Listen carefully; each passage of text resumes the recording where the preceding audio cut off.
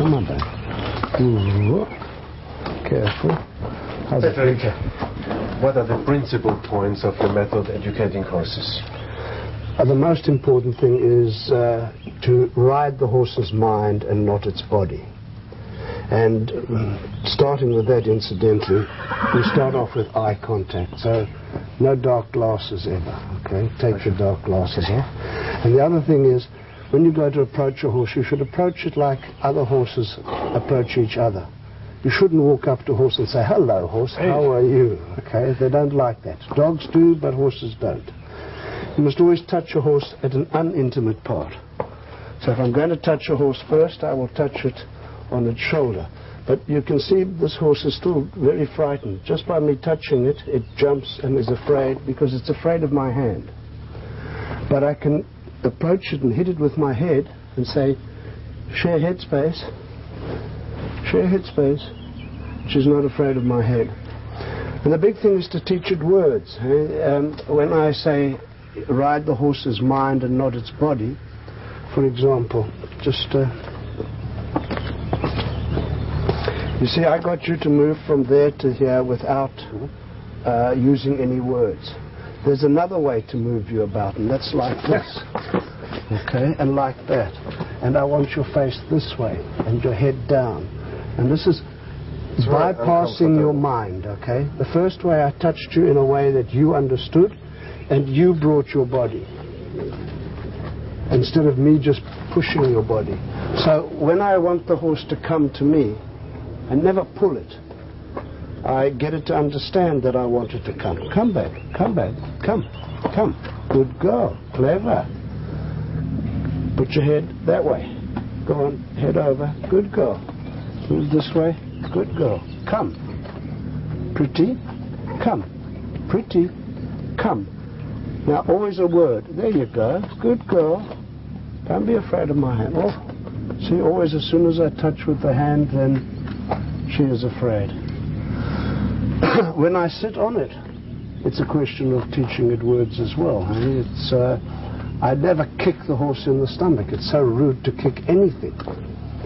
I first of all decide where I want to go, then tell the horse to look, because I will teach it that word look. It's got to learn to go where I look. And then I'll tell it, get me there. And only then, if it doesn't do it, after I've been saying it to it, then will I use physical aids to assist it. If I give a dog a job to do, that it should go and fetch the ball, I don't have to run behind it, kicking it, get it there, open its mouth, turn it round and send it back again.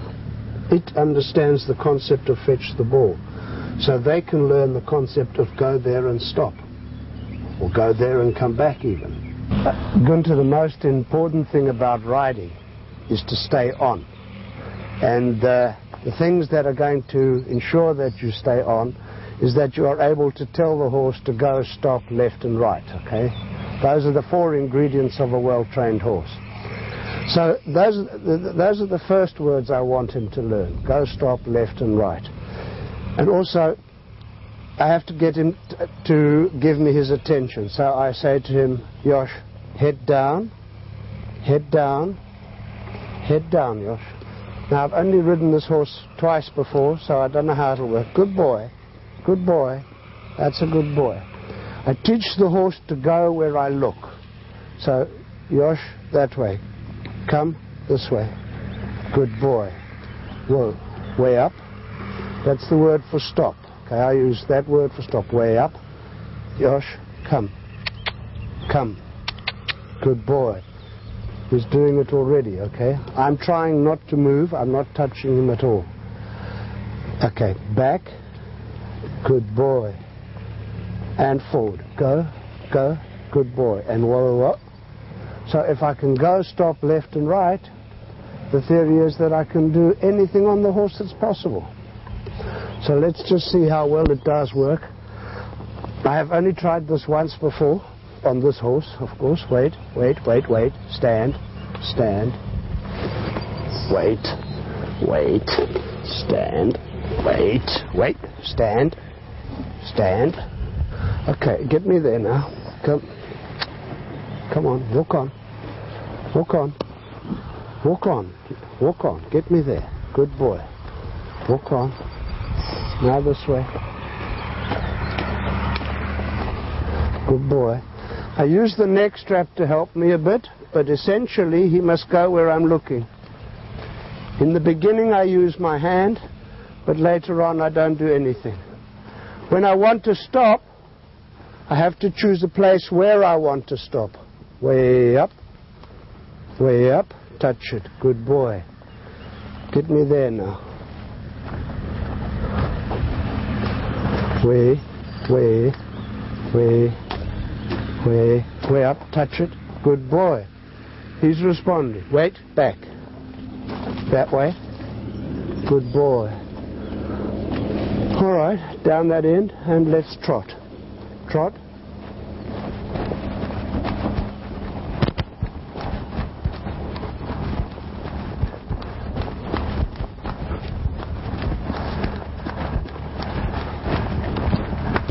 Oh. Way up. Way up. To that corner over there, okay? So way up here, way up, into here, in reverse. Come this way around. And now your shoulders over. Good, wait, stop, good boy, clever boy.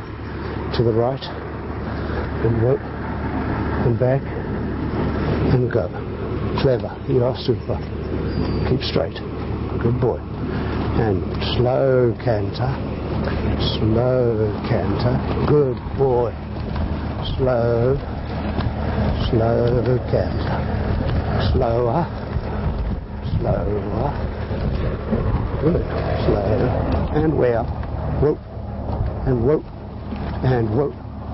And whoop. And good. And turn. And whoop. Good. And left. And go. Good boy. Riding is easy if you know the right words. And the most important words are go, stop, left and right. So I say to him, go, and he goes, and stop, and left, and right. So now, walk on. Hey, get me there, good boy. And right. So, if I want to stop, I've got to decide where I want to stop. Way at here, way. Good. That's a good boy. Back. Back. Touch that stick. Back. To the left a bit. Back. Good boy. Okay, it's easy. Okay, canter. Around there, slow canter. Whoop. Slow canter. Slow canter. Good. Slow canter. And jump it. Whoop. Josh, whoop. Will you whoop? I'll smack you, you're a bad boy. Hey! Walk on. Oh, you are bad.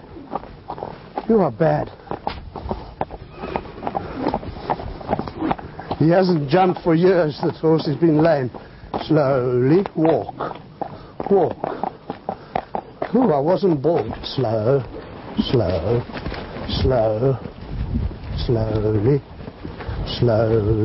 Jump it. Good. And this way. And walk. I'm a bit of a horsey evangelist, okay? It's my mission in life to liberate horses from pain-inflicting devices. Because it saddens me that people talk to their dogs, to their cats, even some to their goldfish, okay? But people don't talk to horses. Or they don't talk to it with the expectation that the horse will understand it. And they love to cooperate. They love to do tricks. So if I can persuade people that they can use the horse's intellect instead of physical force, pain-inflicting devices, then I'll have done something good for horses.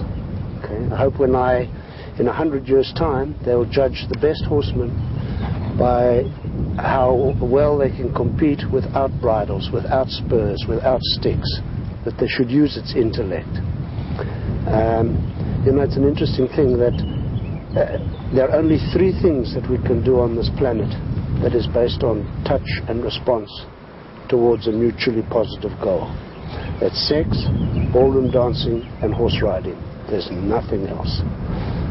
So, touch and response. They love praise. And if people would set about teaching horses words, they wouldn't have to use so much pain-inflicting devices. For instance, I can say to my horse, "Amali," and he says, "Yeah." I say, "You see that jump?" And he looks where I look, and he says, "Yeah." I say, "Can you jump it?" "Easy." He says, "Easy." I say, "Show me." Off he goes, and he'll do it. Or I can say to him things like, "Make me look good, there are girls watching." And then he'll start to move better. He knows exactly what it is. I say to him, the words I use for him is act macho, act macho. And then he struts and he shows off. Okay? Can you explain this word? Macho, act male. Okay, and I encourage him. You see, all the dressage movements, for instance, are copies of the horse's mating dance. So whenever I school a horse, I always want to have another horse watching him, because they're great egoists. They love it if there's other horses watching, and it helps in the training. From whom did you learn your method of teaching horses? I've been all over the world. I've had lessons from the best, the top in various professions. But I would say there was one woman in particular. Her name is Helen Weber. She's an English woman. She had the biggest influence. The other big influence was an author called Henry Windmalen. But perhaps the greatest, or how I came to this free-form riding, as I call it, I got from a bushman in the Kalahari Desert. And I went there on one occasion to buy some horses. And just the way he handled them, I realized that there was another way. I came about riding without a bridle because my horse got a kick on the jaw from a mare, and there was an important competition coming, and I couldn't put a bit in his mouth. And I had been using words anyway, and so I decided to try it without a bridle, and found that I could do it easily, because he already knew quite a few words. Did you have problems to confess that you learned a lot of things about handling horses from a bushman? Oh, no. You know, I've learned from the best in the world, but none of them taught me as much as he did. The things that I learned from him were so superior, so in tune with the animal. He didn't know Falskreuz and look up, sit up, and shut up. He didn't know any of that stuff. But he knew exactly how to make a horse do things. I mean, he taught me how to put a horse in the box without force. He did some amazing things. And I took him with me afterwards to look for horses. And he'd say, "No, that one is good because," and then he'd copy the movement. And then he'd say, "That one is no good because he didn't like the way its eye was." And then another one would say, because we couldn't speak each other's language. It was all signs. No, fantastic. Intellectually, the horse has the ability of a 2-year-old child, more or less. If I'm going to ask a 2-year-old to do something, I have to do it in a simple way. But I want to make a point about the spurs and the pain-inflicting devices. If intellectually the horse can understand that a kick in the ribs with a spur means go, then intellectually he can understand that a touch means go. And if he can understand that a touch means go, he can understand a word means go. So all these things that they put on horses, running reins and martingales and etc., pain and subduing devices. There was a very famous man called Henry Windmeilen. He wrote a good book called Equitation. He said, to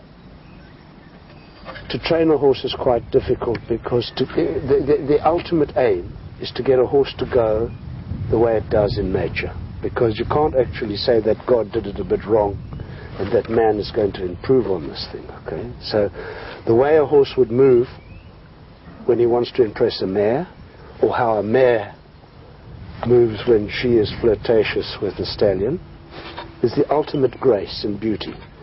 But it's difficult to do that under the saddle, because your weight in itself spoils that grace. So he has to learn to be stronger to carry you. But Henry Windmeilen said it very well. He said, why so long and why so difficult? The very essence of a horse's beauty is its freedom. To see it out in a field, playing with a mare or so on, that is the essence of his beauty and his movement. And it takes a long time to do it under the saddle, because we're depriving him of the essence of his beauty, his freedom.